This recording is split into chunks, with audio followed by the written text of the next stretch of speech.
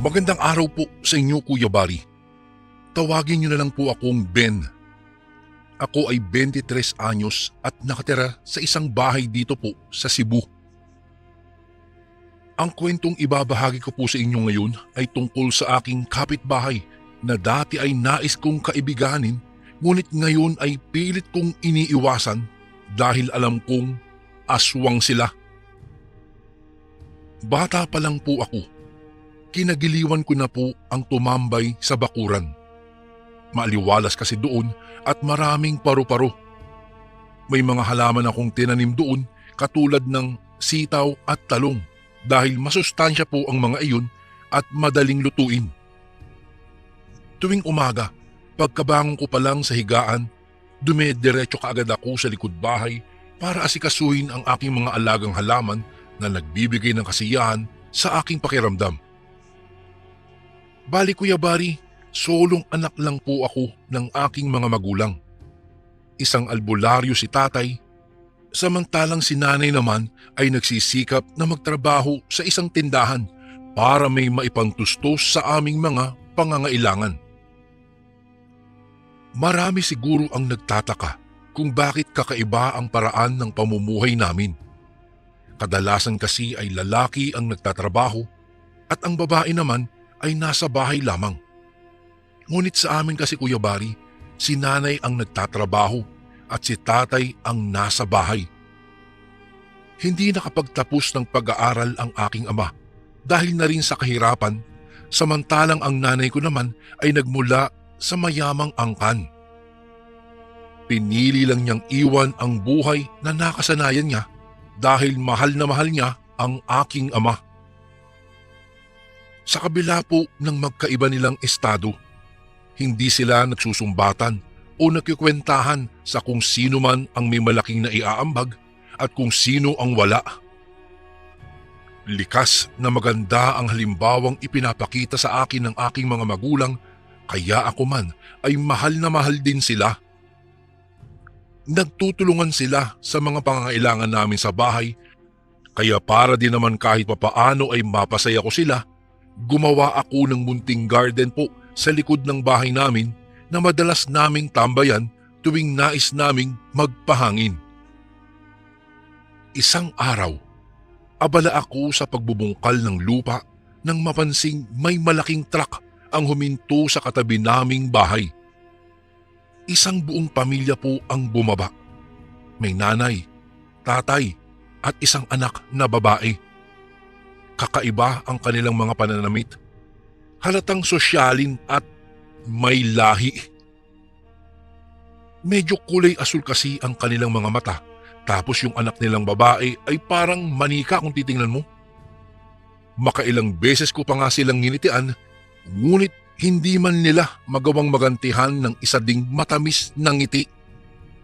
Kaya naman para mabawasan ang pagkapahiya ko ay umatras ako at nagpaalan sa kaedaran kong babae kahit mukhang wala naman silang balak na pansinin po ako. Kuya Bari, mabait ang kaedaran kong anak nilang babae. Madalas ko siyang makitang nakikipagnitian sa akin sa ikalawang palapag ng kanilang bahay. Iyon nga lang, alam kong hindi naman siya hahayaan ng kanyang mga magulang na mapagawi sa aming bahay dahil sa tuwing nanaisin pa lamang niyang lumapit, tinatawag na siya kaagad ng kanyang tatay. Para bang pinaghihigpitan siya sa hindi malamang dahilan. Isang araw, nakahanap ng pagkakataon ang babae na makipagkilala sa akin. Nataong may kausap ang kanyang ina sa labas ng bahay at nasa trabaho naman ang kanyang ama. Nakita ko siyang nagmamadaling lumapit sa akin at nakipagkilala. Grace daw ang kanyang pangalan. Sabik naman akong nakipagkamay sa kanya at sinabi din ang aking pangalan.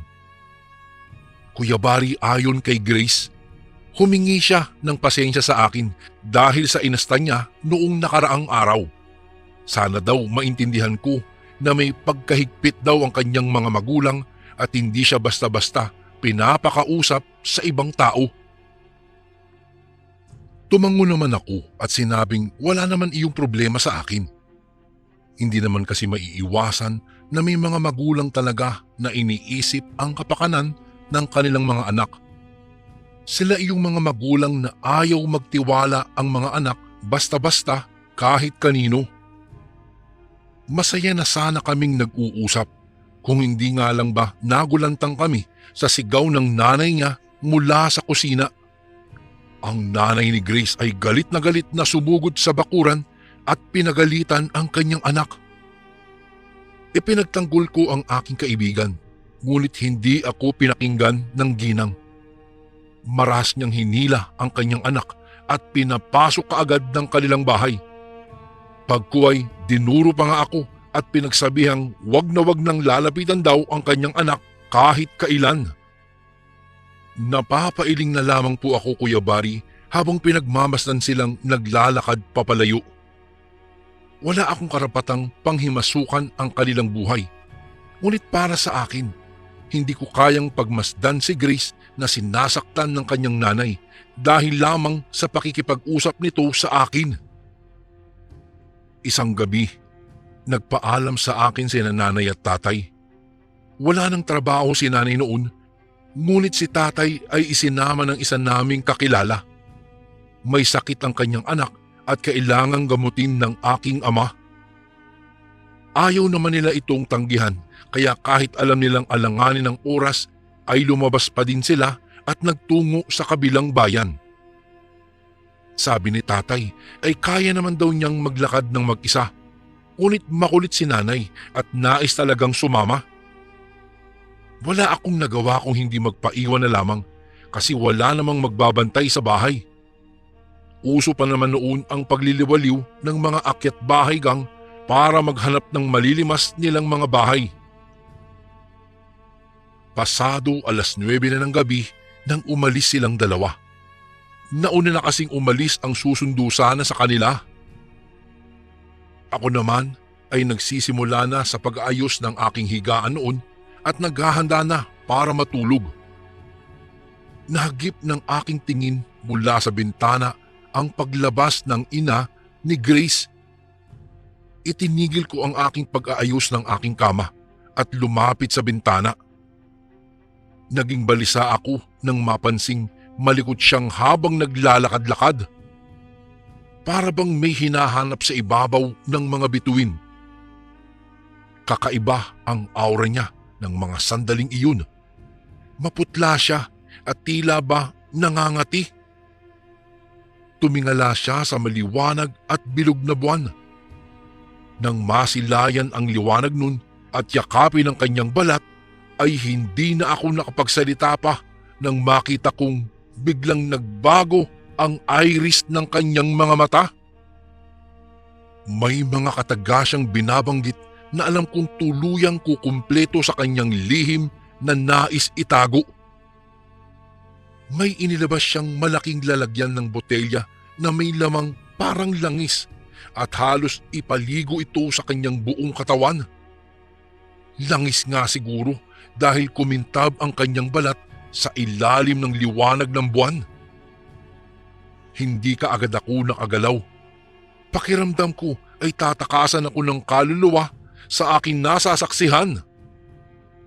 Tunay na nakita ko kung papaano nagbabago ng anyo ang isang tao para maging isang nakakatakot na nilalang.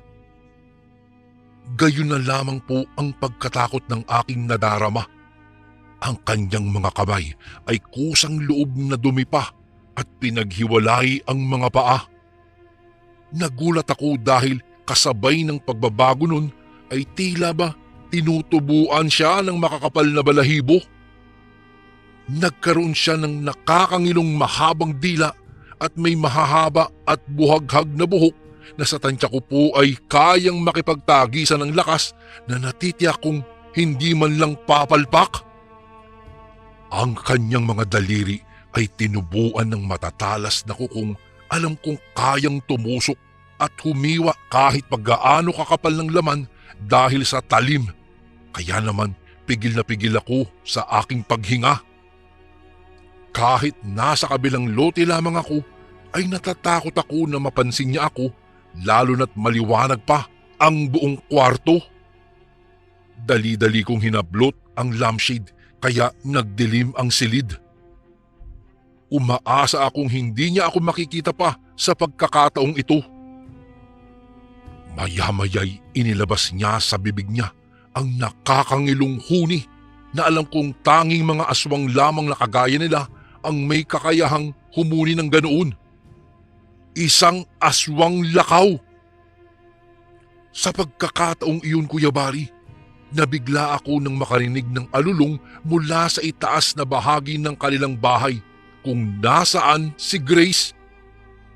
Natakot ako sa kaalamang maging ang kaibigan kong iyon ay mukhang magbabago din ng anyo at pilit na winawasak ang salaming bintana ng kanyang kwarto.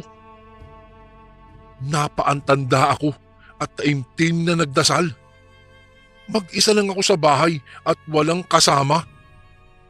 Kung sakali mang pagpiestahan ako ng aking mga kapitbahay, ay natitiyak kong walang sino man ang makakaalam nun. Nanginginig na nagkubli ako sa likuran ng kurtina. Maging ang paggalaw ng aswang ay nasundan ko hanggang sa magawa niyang makagapang na animoy parang butiki sa aming dingding. Mamatay-matay ako sa labis na takot, Kuya Bari.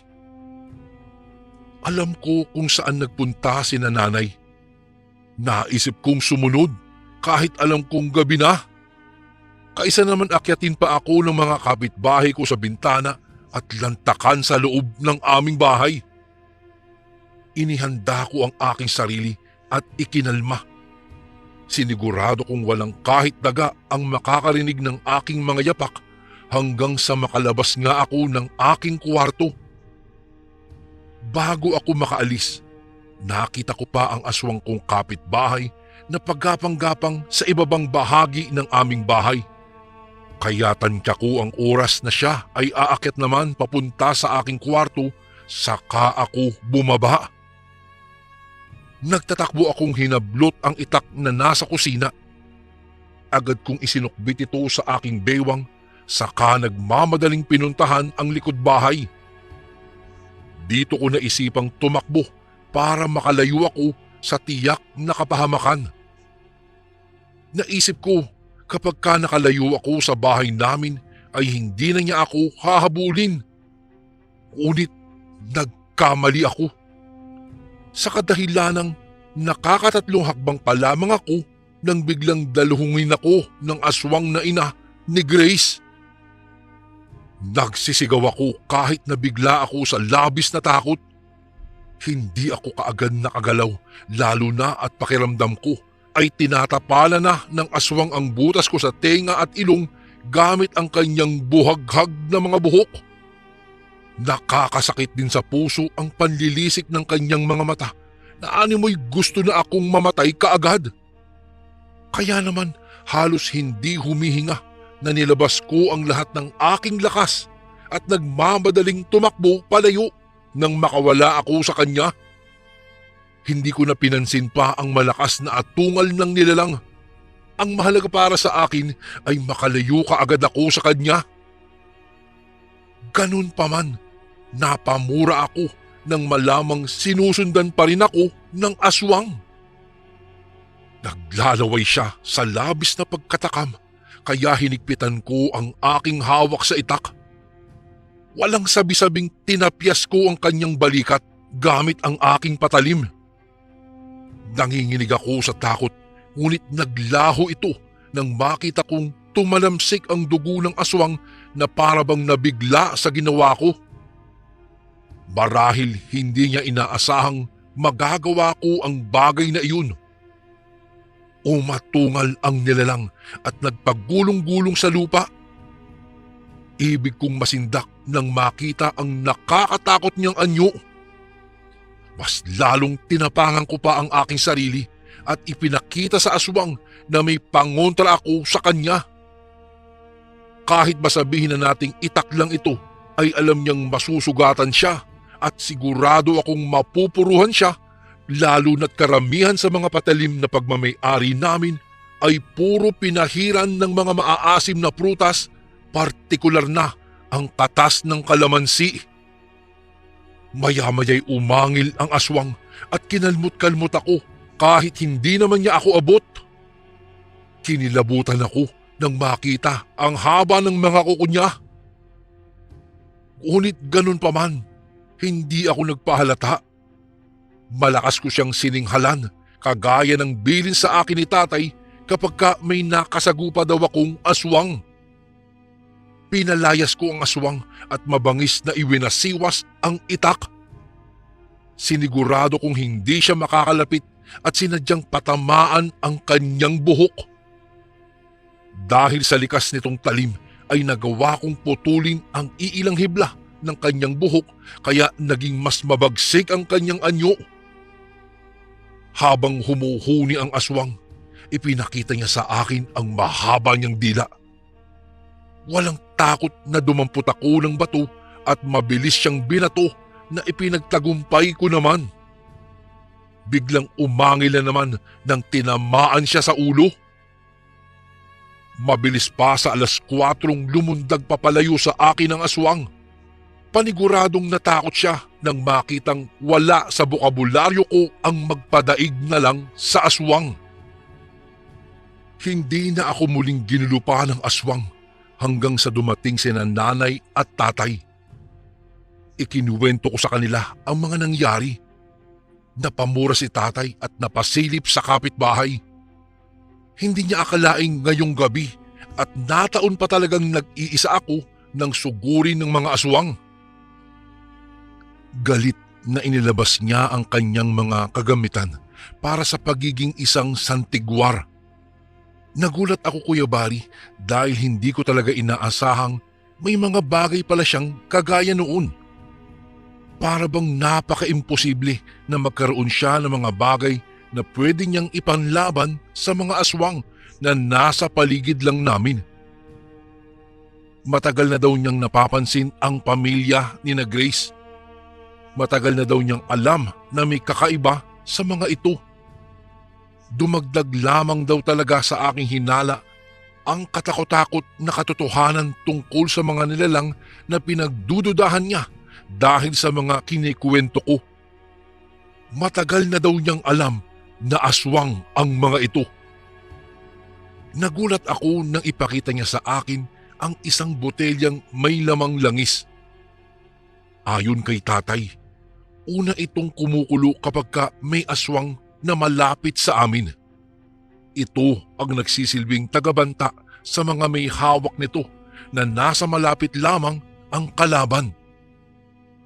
Mayroon din siyang buntot pagi na pwede din daw ilatigo sa mga aswang at may punyal na magagamit din kung sakali mang maghahabang buhok at dila ang nilalang na makakalaban niya. Inihabilin niya ang mga iyon sa akin dahil kailangan pa daw nilang bumalik ni nanay sa susunod na araw. Mas mabuti na daw na kung sakaling muling bumalik ang kapitbahay namin, kaya ko na daw ipagtanggol ang sarili ko at higit sa lahat ay handa ako. Kinabukasan na, nagmuha akong praning sa kaiikot sa aming bahay. Lahat kasi ng pwedeng silipan at daanan ng aswang ay nilagyan ko na ng asin at bawang. May mga tinik din kung saan-saan na alam kong ikasasabit ng mga aswang oras na magtangka silang atakihin na naman ako. Habang abala sa ginagawa ay naisipan kong silipin ang kabilang bahay. Tahimik lamang doon, ngunit namataan ko si Grace na malungkot na nakadungaw sa akin sa bintana ng kanyang kwarto. Payak akong napangisi. Mukhang nangihinayang si Grace dahil hindi ako nalapa ng kanyang ina. Sayang lang dahil kinaibigan ko siya. Kinagabihan, alam kong magiging balisa na naman ako. Maaga pa lang ay umalis na sina nanay at tatay kaya naiwan na naman akong mag-isa sa bahay. Ingat na ingat ako sa aking mga kilos at sa totoo lang, Kuya Bari, hindi ako basta-basta gumagamit ng ilaw kasi alam kong binabantayan nila ako. Hindi ako nagpaapekto ng takot at mas tinalasan ko pa ang aking pakiramdam. Hindi na rin ako lumabas pa ng bahay kahit sa bakuran man lang. Ayaw kong bigyan ng hudyat ang pamilyang aswang na sugurin ako dahil lang na nasa labas ako. Malalim na ang gabi nang mahiga ako sa aking kama. Tahimik lang ako at pinakikiramdaman ang buong paligid. Maya-maya lang nahinto ako sa pagmumuni-muni nang makarinig ako ng mga ingay. Nagmumula ito sa bubungan ng aming bahay. Naglagay naman ako ng isang dakot ng asin sa aking bulsa, saka ako nagdasal. Alam kong magsisimula na naman sa pananakot ang nanay ni Grace. Sinubukan kong dumungaw sa bintana at nagdala ng salamin. Ito ang nagsilbing mata ko para makita ko kung ano ba ang mayroon sa itaas at nag-iingay ito. Walang ingay kong inilabas ang salamin at itinapat ko ito sa bubungan. Kumpirmado, may nakatuwad na nilalang doon at hugis tao ito. Bigla akong natensyon at kumabog ng malakas ang aking dibdib. Pakiramdam ko, Kuya Bari, ay aatakihin ako dahil sa isiping baka mapansin nila ako at mabilis na sagpangin. Mas bumilis pa ang pagtibok ng aking puso nang pagmasdan ko ito. Malapit lang lumabas ang maliwanag na kabilugan ng buwan, kaya alam kong magiging mabangis na naman ito pagkatapos magbago ng kanyang anyo. Maya-maya lang, nalukot ang aking ilong nang makaamoy ng masangsang na animoy na bubulok na patay na daga. Tila ba dumighay ang aswang at ang amoy na iyon ay nagmumula sa kanyang bibig. Agad kong hinila ang aking damit at itinakip ito sa aking ilong. Nakakasuka at nakakadiri talaga ang kanyang amoy. Tinitigan ko ulit ang nilalang at nakitang kakaiba ang hitsura nito. Hindi rin pangkaraniwan ang kulay ng kanyang balat. Nagsisimula na siyang magbago ng kanyang anyo. Mas lalong sumama po ang aking pakiramdam, Kuya Bari, at tila natuyuan ng laway at nahirapang lumunok. Natakot ako at nagimbal sa nakita ko sa bubong. Tama ba ang ginagawa kong pagsilip? Kinilabutan ako nang makitang lumawit bigla ang dila nito habang pinakikinggan ang paligid at pilit na isinisiksik ang kanyang mukha sa munting awang na nilikha niya sa bubong. Para bang gusto niyang makita kung nasaan ako at kung may iba pa siyang pwedeng daanan para makapasok sa bahay namin. Tagaktak na ang pawis ko habang tila na estatwa sa aking kinatatayuan. Maski po ang paghinga ko ay hindi ko na magawa. Para na akong tuluyang nanigas sa takot na kapag nalaman niyang pinagmamasdan ko lamang siya ay hindi lang lapang ang gagawin niya sa akin.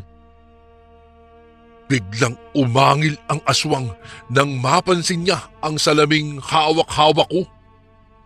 Kung hindi ba naman dahil sa aking katangahan ay kumislap kasi ito sa liwanag ng buwan kaya napatitig siya rito.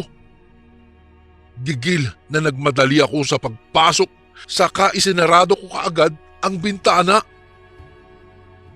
Nanginig ako sa labis sa takot. Hindi ko malaman kung ano ang aking gagawin nang bigla na lang akong mataranta sa bangis niya at bilis na gumalaw. Naging bayolente ang aswang, Kuya Bari, at dali-daling winasak ang isang parte ng aming bahay. Halos hindi ako makahinga sa labis na sindak. Mas nagregodon pa ang dibdib ko dahil sa kaba kaysa sa bilis kong makapagdesisyon kung ano ang aking gagawin. Kung kaya't nilakasan ko na lamang ang aking loob. Bukod kina Grace, may dalawa pa kaming kapitbahay sa di kalayuan. Kung sakaling makahingi ako ng tulong doon, alam ko makakalayo na ako sa matatalas na kuko ng aswang. Hinablot ko ang buntot pagi na iniwan ni tatay. Lumabas ako ng bahay at iwinasiwas ang buntot pagi kahit wala naman talaga akong nakikita. Gusto kong patamaan ang aswang, ngunit naunahan po ako ng pagkataranta. Habang naglalakad, hindi ko na malayang nasundan pala talaga niya ako. Basta na lang niya akong dinaluhong dahilan para magpagulong-gulong kami sa lupa. Hinampas ko siya ng buntot pagi at alam kong nasasaktan siya, ngunit hindi ko alam kung bakit tila hindi ito sapat. Ang kanyang anak naman ay namataan kong nagwawala na naman sa loob ng kwarto nito. Mukhang isang malaki nga talaga yatang pagkakamali ang ginawa kong pag-alis ng bahay. Sana pala nanatili na lamang ako sa loob at baka marami pa akong makikitang mga bagay na pwede kong ipangontra sa kanila. Hindi ako nakapiyok nang kalmutin niya ako. Sumigaw ako at pumalahaw ng iyak dahil sa tindi ng hapdi. Pakiwari ko ay mapupunit ang aking buong katawan. Nanginginig na naghagilap ako ng pwede kong ipangontra sa kanya, ngunit gano'n na lamang ang gulat ko nang dumamba sa kanya ang anak niyang si Grace. Gulat na gulat ako sa aking nasaksihan. Tila yata ipinagtatanggol pa ako ng kanyang anak. Ang nangyari, silang dalawa ang nagtagisan ng lakas. Nakailang kagat at kalmot sa kanya si Grace, subalit wala man lang naging epekto yun. Sa bawat pag-atake nito ay umaangil lamang ang nakakahindik na ginang. Buong akala ko nga madadaig siya ni Grace. Nanghihina kasi siya at halos hindi na makagalaw, ngunit gano'n na lang po ang pagkakagulat ko nang makita kong biglang humaba ang kanyang buhok at pumulupot ito sa katawan ng sariling niyang anak. Sumingasing si Grace at sinugatan siya. Matutuwa na sana ako pero nagulat ako nang inilabas niya ang dila at nangangalit ang mga bagang na ipinulupot ito sa leeg ng kanyang anak. Ilang saglit lang, biglang pinanghinaan na ng katawan itong si Grace. Gusto ko mang tumulong, ngunit hindi ko magawa. Bigla akong natakot sa kaalamang baka ako naman ang isunod niya sakaling makialam ako. Nakita ko kung papaano tila parang papel na winarak niya ang balat ni Grace na noong mga oras na iyon ay umiiyak at pumapalahaw sa nadaramang sakit. Masaganang bumulwak ang dugo nito na hayok namang hinabol-habol ng ginang.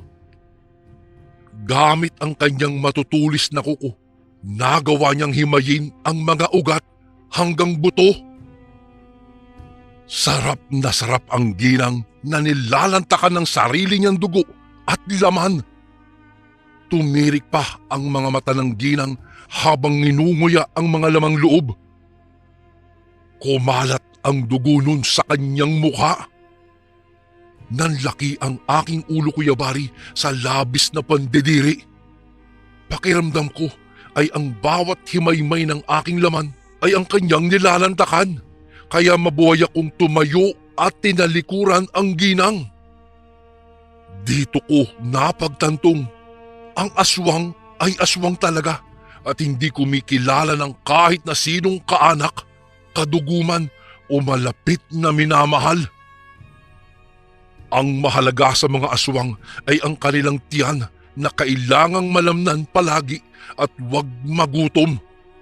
Kapag nangyari iyon ay mawawala pala sila sa kanilang sarili at tuluyan ng makakalimot. Kakaunti na lamang ang natira sa lamang loob ni Grace nang mapahinto sa pagkain ang nanay niya. Tila ba may napagtanto siya habang ngumunguya? Pinaglipat-lipat niya ang tingin sa nakahandusay na anak at sa kinakain niya. Maya-maya ay inahit ng ubo at nagsuka, saka pumalahaw ng iyak. Marahil doon lang niya nalaman na anak niya pala ang kanyang nilalantakan. Hindi na ako naghintay pa ng matagal. Nang bumaling ang kanyang tingin sa akin, ay kaagad na akong nagtatakbo pauwi sa aming bahay. Lalo na at naririnig ko ang malakas na pagtawag ng boses ni tatay. Bigla akong nabuhayan. Nakakita ako ng kakampi, kaya naman humahangos na akong umuwi at napahinto ng makitang kasama nila ang ama ni Grace. Hintakot na inilayo ko ang aking mga magulang sa lalaki, ngunit ayon sa kanya, hindi siya kabilang sa mga aswang na labis nitong kinatatakutan. Matagal na daw siyang nagdududa sa kanyang asawa, ngunit hindi lang talaga siya makahanap ng paraan para malaman ang lahat ng kanyang napapansin. Agad ko namang ikinuwento ang ginawa ng ginang sa akin at sa anak niyang si Grace. Wala siyang nagawa kung hindi umiyak na lamang at sinabing hindi na niya tatanggapin pa ang kanyang asawa sa kanilang pamilya. Ang ginawa nito kay Grace ay hindi makatao, kahit masabihin na daw naming hindi naman talaga ito normal. Wala siyang pakialam kung sugurin man siya ng ginang o patayin din, kagaya ng ginawa nito kay Grace.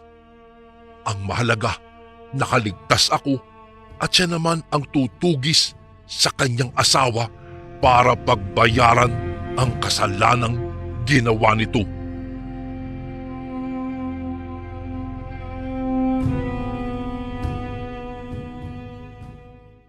Magandang araw po sa inyo, Kuya Bari, at sa lahat ng inyong tagapakinig.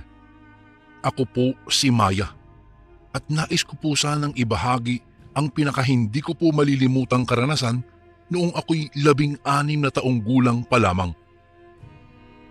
Kuya Bari, noong bata pa po kasi ako, aktibo ako sa pag-aaral at mahilig akong sumali sa kahit anong mga patimpalak na ginaganap sa aming paaralan o kung tawagin ay extracurricular activities para makakuha ng mga mas mataas pang marka. Ako po kasi ang bunso sa pamilya at ang huling inaasahan ng aking mga magulang na makapagtapos ng pag-aaral at babigyan sila ng magandang buhay sapagkat nagmamaneho lamang ng jeep si tatay. Iyong 3 ko po kasing nakakatandang mga kapatid ay piniling mag-asawa kaagad pagkatapos makagraduate ng high school. Nasa 10 baitang ako noon, kaya mas lalo ko pang pinagbutihang makakuha ng matataas na grado para makapasok ako sa pinapangarap kong universidad pagdating ko po sa kolehiyo.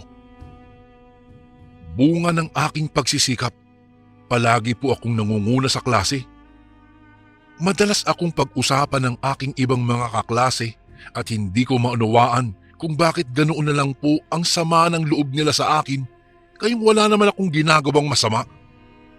Ganon po talaga siguro kapag inggit sila sa iyong tagumpay kaya't dinadaan na lang nila sa panghuhusga. Isa sa laging maiinit ang dugo sa akin ay si Susan na baguhan sa aming eskwelahan. Mula po ito sa isang parte sa Visayas at ang kwento niya nang magpakilala siya sa harap ng klase noong unang araw ng pasukan. Matagal na daw hiwalay ang kanyang mga magulang kaya't lumaki siya at ang kanyang kambal sa poder ng kanilang lola sa father side.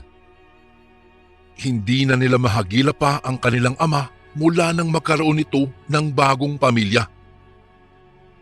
Kaya't noong pumanaw ang lola nila, napilitan silang sumama sa kanilang ina na mayroon na ring isang 7 taong gulang na anak sa bago nitong asawa. Nasa 10 baitang din siya at nasa iisang silid-aralan lamang kami. Lagi lang itong pumapangalawa sa akin sa klase. Masasabi ko pong matalino rin siya, ngunit palaging mas mataas ang puntos na nakukuha ko sa mga pagsusulit. Ang kambal na kapatid nito ay nagngangalang Susi na nasa kabilang seksyon naman. Salungat kay Susan na mas tinutuunan ng pansin ang kanyang pag-aaral. Dahil si Susi naman ay mas aktibo sa mga patimpalak na kung saan ay panlabas na kagandahan ang labanan. At dahil nga mahilig din po akong sumali sa mga ganitong patimpalak, madalas ko siyang nakakakompetensya. Dahil sa aking taglay na talino pagdating sa sagutan, maraming beses na ako ang nakakakuha ng korona. Hindi na ako magtataka kung bakit sa tuwing nakakasalubong ko siya sa pasilyo ng aming eskwelahan ay iirapan niya ako at pasadyang babanggain. Ngunit ipinagsawalang bahala ko na lamang iyon dahil magiging isa lamang akong talunan kung hahayaan kong mamutawi sa puso ko ang galit. Kahit animoy pinagbiyak na bato ang mga mukha ng kambal, hindi naman ganoon kahirapan na makilala ang bawat isa sa kanila dahil sa magkaibang paraan nila ng pananamit. Si Susan Cuyabari ay simple lamang kung manamit. Nakasuot ito lagi ng salamin at tatahitahimik lamang. Pero hindi ko magawang kaibiganin dahil masama lagi ang tingin niya sa akin. Si Susie naman ay makulay lagi ang kanyang suot. Palaging nakatirintas ang kanyang buhok at kaunti na lamang ay pwede na itong maging payaso dahil sa makapal na kolorete nito sa mukha. Nakakatawang isipin po na magkapatid pa talaga ang palagi kong nakakatunggali sa dalawang magkaibang aspeto. Yung isa sa labanan sa talino at yung isa naman ay tagisan ng ganda. Ganun pa man, palagi kong pinatutunayan na ang mga taong katulad nilang binabalot ng inggit ang katawan ay hindi nararapat na malasap ang pagkapanalo. Madalas po akong nagpupuyat noon upang sauluhin ang mga inaral ko at maghanda para sa paparating na eksaminasyon kahit pa ang katuwang ko lamang ay ang lumang lamparang nagbibigay ng kaunting liwanag. Wala kasing perang pambayad ng kuryente ang inay at itay kaya't nagtitiis na lamang ako tuwing gabi kahit pa hindi ko gaano maaninag ang bawat letra ng aking binabasa.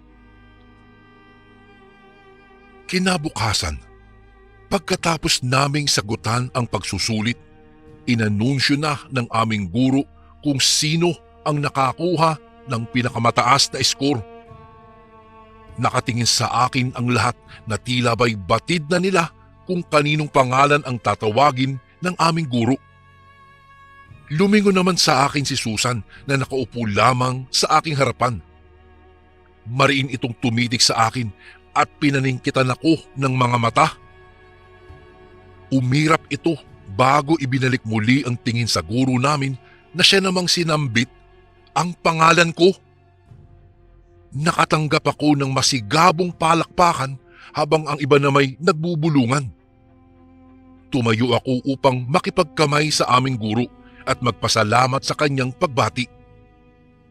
Sunod niyang tinawag ang pangalan ni Susan na ibig sabihin ay siyang pangalawang nakakuha ng pinakamataas na score.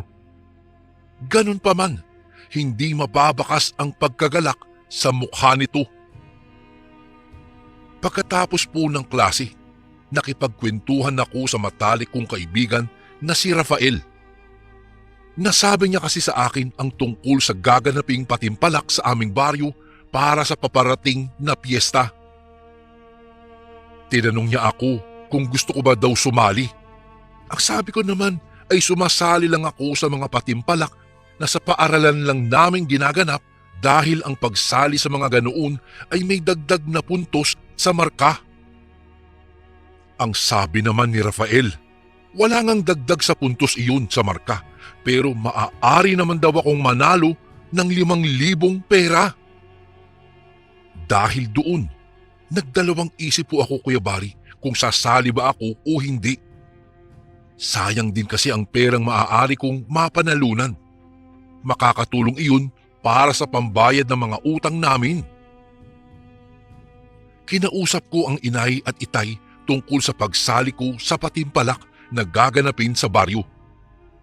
Di kalauna naman ay pumayag din sila. Nang araw na ng aming pag-iensayo, nalaman kong sumali rin pala si Susie. Kahit nag-iensayo pa lang kami at ang iba pang mga kandidata, ibinubuhos nito ang kanyang galing. Masasabi niyo po talaga na labis ang kanyang pag-aasam na manalo. Ngunit hindi naman po sa pagmamayabang, Kuya Bari.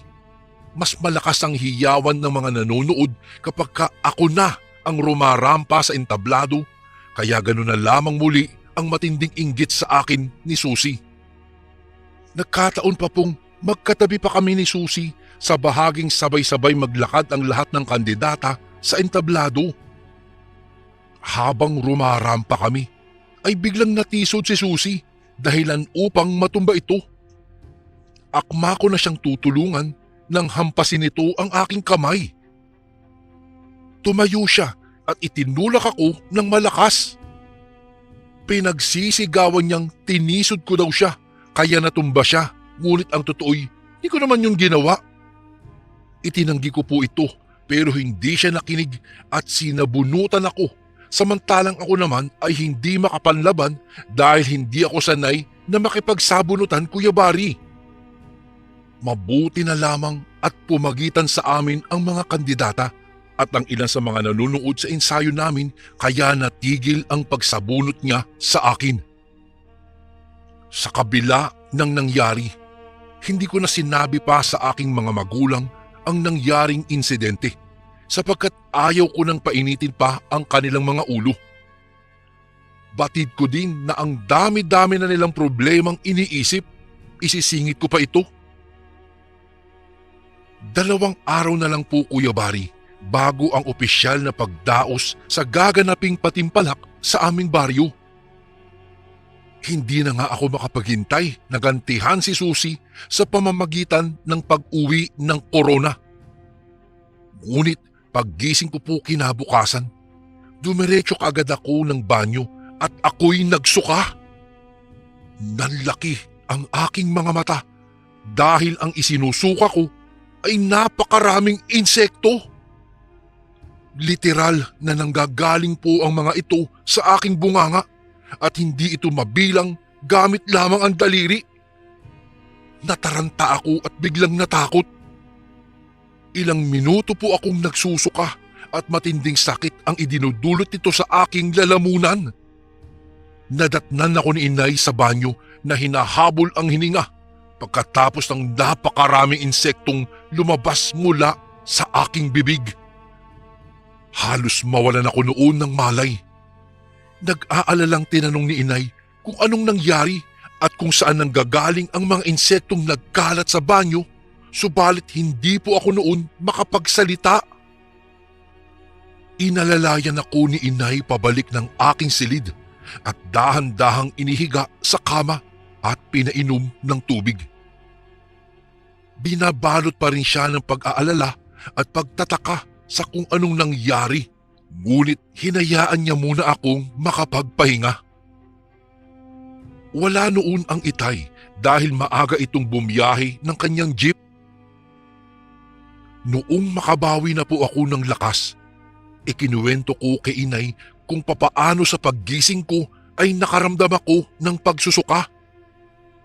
Ganoon din kung papaano lumabas ang napakaraming insekto mula sa aking bibig. Labis naman ang gulat at pagkabahala ni Inay. Noong araw ding iyon, magkasama kaming tumungo sa isang kilalang mangtatawas sa kabilang baryo na si Mang Isko.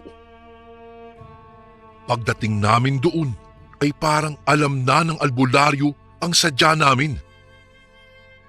Sinindihan ni Mang Isko ang isang kulay itim na kandila habang bumubulong-bulong ito gamit ang mga lengguwaheng hindi ko po maintindihan. At pinatulo sa tubig na nakalagay sa maliit na palanggana ang kandila nang malusaw ang ilang bahagi nito. Tinitigan ito ng albularyo. Bumuo ng kakaibang hugis ang lusaw na kandila na tila ba 2 taong magkadikit. Magkapatid ang may kagagawan ng pambabarang sa iyo, iha. Iyon lang ang matitiyak ko sa iyo, wika ni Mang Isko. Dagdag pa ni Mang Isko, maisa kakatuparan lamang ang pambabarang ng isang tao sa pamamagitan ng hibla ng buhok nito at isang bagay na ilang taon na nitong pagmamay-ari. Unang pumasok po kaagad sa isip ko, Kuya Bari, ay ang kambal na sina Susan at Susie. Naalala ko noong sinabunutan ako ni Susan noong nag-iensayo kami para sa patimpalak na gaganapin sa baryo. Hindi kaya sinadya niyang sabunutan ako upang makakuha siya ng hibla ng buhok mula sa akin? Tinanong naman ako ni Mang Isko kung mayroon akong nakaalitan na posibleng maging tao sa likod ng pambabarang sa akin. Subalit ang tugon ko'y wala naman sapagkat ayaw kong malaman ni inay ang tungkol sa alitan namin ng kambal. Baka sugurin niya kasi ito at siya naman ang isunod na parusahan ng magkapatid. Lalo pong nakakabahala kung si Itay ang makakaalam dahil nakakatakot po ito kung magalit na madalas ay dumadating sa puntong hindi na niya makontrol ang kanyang sarili. Dagdag pa ni Mang Isko, hindi niya nasisigurado kung hanggang kailan ang sumpa. Ngunit kung mayroon daw nangyaring kakaiba muli sa akin, tumungo raw ulit kami sa kanya.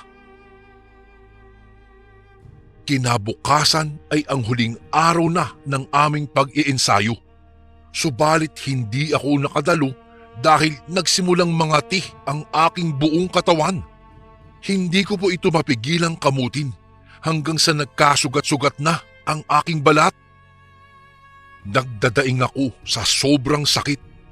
Natatarantang pinaalalahanan ako ni inay na manatili lamang muna sa aking silid dahil pupuntahan daw nila ni Itay si Mang Isko sa kabilang baryo. Lumipas ang ilang oras, dumating na si Mang Isko habang ako'y patuloy pa rin sa aking pagdaing. May daladala itong isang malaking galon na naglalaman ng manilaw-nilaw na likido. Ang sabi ni Mang Isko, wala siyang kakayahang alisin ang sumpa, subalit matutulungan niya raw akong ilipat ang sumpa sa nambarang sa akin.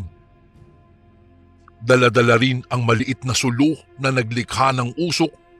Bumulong si Mang Isko ng orasyon sa lingwaheng hindi ko na naman maunawaan. Pagkatapos po noon, inutusan niya akong inumin ang lahat ng likidong laman ng galon at wag daw akong mag-alala dahil lasang pulot-pukyutan lamang daw ito. Ngunit halos mailuwa ko ito nang dumampi na ito sa dila ko. Napakapait nito at masangsang ang amoy. Hindi ko mawari kung saan ito galing. Hanggang sa sumuko na ang aking sikmura ay hindi pa man nangangalahati ang nainom kong likido. Ang sabi ni Mang Iskoy, magtiwala lamang ako upang maglaho na ang sumpa. Pinakiusapan din ako ni inay na sumunod na lamang sa pinag-uutos ni Mang Isko. Huminga ako ng malalim at hinanda ko ulit ang aking sikmura at labag man sa loob ko ay nilaklak ang malilaw-nilaw na likidong hanggang sa wakas ay maubos na ito. Naisin ko mang isuka ito, hindi ko raw maaaring gawin iyon. Hindi rin ako maaaring uminom ng tubig ng 1 oras pagkatapos inumin ang likidong iyon. Ang sabi ni Mang Isko, asahan ko raw ang unti-unting paglaho ng mga sugat sa aking katawan at hindi na raw ako tatablan pa ng sumpa na kung sino mang may kagagawan ng pambabarang sa akin. Nailipat na rin daw ang sumpa. Sa kabila noon, hindi pa rin ako nakadalo sa patimpalak na ginanap sa baryo noong araw ng pista dahil ang sabi ni Mang Isko, aabutin daw ng ilang araw ang paggaling ng aking mga sugat. Ni pumasok nga sa eskwelahan ay hindi ko nagawa sapagkat binabalot pa rin ng mga sugat ang aking balat. Lumipas ang ilang araw. Bumisita ang matalik kong kaibigan na si Rafael sa bahay at naikwento niya ang hindi rin pagdalo ni Susie sa patimpalak sa hindi malamang dahilan. Nang itinanong ko naman kung pumasok ba si Susan sa eskwelahan, ang sabi niya'y lumiban daw ito sa klase noong araw na iyon. Alam niya noon ang tungkol sa nangyayaring pambabarang sa akin, Kuya Bari. Maliban sa kanya, kay Mang Isko at sa aking mga magulang, wala nang ibang tao pa ang nakakaalam tungkol doon. Makalipas ang 1 linggo, humilom na ang mga sugat sa aking katawan. Nabalitaan ko ring 1 linggo nang lumiliban sa klase ang kambal na sina Susi at Susan. Hanggang sa isang araw, hindi ko inaasahang dadalaw sa aming bahay ang kanilang ina na si Aling Tere. Nais daw nito akong makausap at pinagbigyan ko naman ito. Mangiyak-ngiyak itong humihingi ng tawad para sa ginawa umano ng kanyang anak na kambal. Doon ko na kumpirma, Kuya Bari, na sila nga ang dahilan ng parusang dinanas ko. Nang gagalaiti sa galit si Itay nang marinig ang sinabi ng ginang. Si Inay naman ay ganoon na lamang ang pagkagulat. Kung ano-anong masasamang salita ang nabitiwan ni Itay at hindi ko naman siya masisisi. Pinakalma naman siya ni Nanay at sabi na may hayaan naming magpaliwanag muna si Aling Tere. Hindi raw batid ni Aling Tere noong una na may kakayahang mambarang pala ang 2 niyang anak. Nahalungkat daw ni Aling Tere sa ilalim ng kama ni Susan ang isang itim na aklat na naglalaman ng mga salitang nakasulat sa ibang lengguwahe. Hindi niya raw ito pinansin nung una sapagkat nagtiwala siyang hindi gagamitin iyon ng kambal para sa masamang gawain. Hindi niya raw alam nung una na may lahing mambabarang pala ang pamilya ng dati niyang asawa na siyang ama ng kanyang 2 anak. Noong sandaling nalaman niya raw ang tungkol dito, nagpasya siyang hiwalayan ang lalaki at isama ang kambal. Ngunit hindi sumang-ayon ang ina ng dati niyang asawa at kung ilalayo niya raw ang mga apo nito, hindi raw ito magdadalawang isip na parusahan siya gamit ang itim na aklat na may kapangyarihan na itim na mahika. Dala ng takot, labag sa loob na iniwan niya ang mga anak sa puder ng matanda. Dagdag pa niya, 1 linggo na raw na nagsusuka ang kambal ng mga insekto at nagtitiis sa mga sugat na lumalaganap sa kanilang katawan. Noong ipinakonsulta sila sa doktor, hindi raw matukoy ang maaaring pinagmulan ng pagsusuka nila ng insekto at pagkakaroon ng napakaraming sugat. Kung kaya't nagpasya silang dalhin ang magkapatid sa isang albularyo, ngunit tumanggi po ang 2. Hanggang sa umamin sina Susi at Susan na ginamit nila ang iniwang itim na aklat ng yumaong lola nila upang mambarang sa ibang tao. Dahil umano sa inggit. Inamin nilang ako ang taong iyon. Nang araw ding iyon, sinunog daw ni Aling Tere ang itim na aklat upang hindi na nito matukso pa ang kahit sino man na maging kampon ng kadiliman. Malakas umano ang kutob ng kambal na bumalik sa kanila ang sumpa dahil sila ngayon ang dumaranas ng parusang ibinigay nila sa akin. Nakikiusap si Aling Tere na tulungan ko siyang bawiin ang sumpa mula sa kanyang mga anak.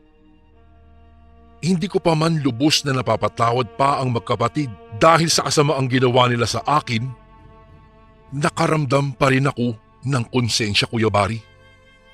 Ang sabi ko nga kay Aling Tere, nagpatulong lamang din ako kay Mang Isko na malipat ang sumpang iyon. Nagpasalamat naman ang ginang sa impormasyong ibinigay ko at pupuntahan na lamang daw niya si Mang Isko upang humingi ng tulong. Muli itong humingi ng tawad sa akin at sa mga magulang ko bago ito nagpaalam at umalis na. Ngunit bago ito lumisan, sinabihan siya ni Itay na kung anuman ang nararanasan ng mga anak niya ay nararapat lamang daw iyon para sa kanila. Hindi na lamang din sumagot si Aling Tere at tuluyan na itong umalis. Pinagalitan ni inay ang tatay ko dahil sa inasal nito.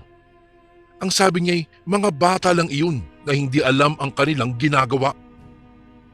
Kung sa poder lamang daw ni Aling Tere ang mga iyon lumaki, tiyak na hindi anya magiging ganoon ang ugali ng kambal. Sumang-ayon naman ako rito, ngunit ang itay ay nagmatigas pa rin. Ilang araw ang lumipas. Hindi ko pa rin makita sa klase sina Susan at Susie. Napapaisip ako kung ano na nga ba ang lagay nilang dalawa. Kaya isang araw, dumayo ako sa kabilang baryo upang dalawin si Mang Isko at sumagap ng balita ukol sa kinahinatnan ng kambal sapagkat sa pagkakaalam ko'y nagtungo sa kanya si Aling Tere. Ang sabi sa akin ni Mang Isko, wala siyang kakayahang bawiin ang sumpa sa oras na nailipat na ito sa lambarang. Habang buhay na silang magdurusa sa ilalim ng sumpang, sila lamang din ang lumikha. Nagdaan ang maraming buwan. Tuluyan ang tumigil sa pag-aaral ang magkapatid. Minsan na lang din sila lumabas ng bahay. At kung lalabas man ang mga ito'y, nakatakip ng belo ang kanilang mukha at balot na balot ang katawan na halos wala kang makikitang balat. Ilang taon din ang lumipas bago humingi ng tawad ang tinuring kong matalik na kaibigan na si Rafael, kasabay ng kanyang pag-amin na inutusan siya noon ni Susan na kumuha ng isang bagay mula sa akin na ilang taon ko ng pagmamay-ari. Palihim niya raw na kinuha noon sa bag ko ang paborito kong suklay na 3 taon ko nang gamit at pinalitan ito ng bago. Nagawa lamang daw niya iyon dahil sa labis na pagtingin niya kay Susan. Tanging pag-iling na lang ang aking naitugon sa kanya. Kuya Bari, mayroon na ring sariling pamilya ngayon si Rafael kasama ang isang babaeng nakilala niya umano sa trabaho. Dahil matagal na panahon na rin naman ang nangyari, agad ko naman siyang napatawad din. Hanggang sa nakapagtapos na ako ng pag-aaral sa kolehiyo, nagkaroon ng magandang trabaho at ng sariling pamilya. Wala na rin akong narinig pang balita tungkol sa kambal. Kasalukuyan na po kasi akong naninirahan sa Maynila kasama ang aking mga magulang, asawa't mga anak. Ang mga kapatid ko naman ay naninirahan na sa ibang lugar. Sa pagtatapos po ng aking kwentong hango sa tunay kong karanasan, umaasa po akong ito'y kapulutan po ng aral at realisasyon na ang inggit sa katawan ay hindi kailanman magdudulot ng mabuti at ang pagkabigo sa isang bagay ay hindi nangangahulugang pagiging talunan. Hindi po perpekto ang buhay, kaya't matutunan sana nating tanggapin ang pagkatalo. Kuya Bari, dito ko na po tatapusin ang aking kwento. Salamat po in advance kung sakaling mabasa niyo po ito sa inyong channel.